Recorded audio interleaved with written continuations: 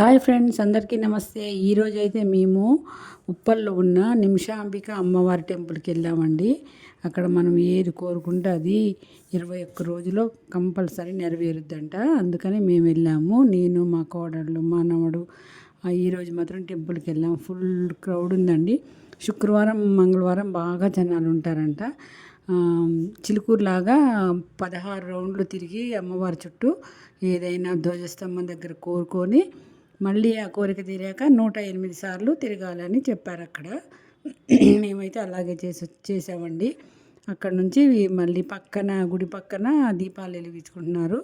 అక్కడికి వెళ్ళి అక్కడ దీపాలు వెలిగించుకున్నాం. మళ్ళీ వేరే పక్కన అక్కడ పాలు పోసారు. ఈరోజు నాగపంచమని అది మాత్రం మిస్ అయింది, తీయలేదు.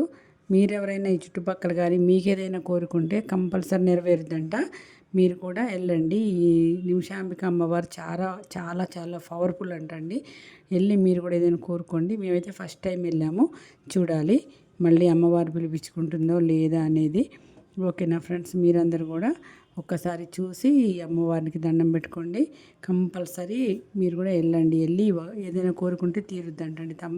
మా మా రిలేషన్ ఒక ఆమె చెప్పింది, ఆమె కోరుకుందంట అయిపోయిందంట.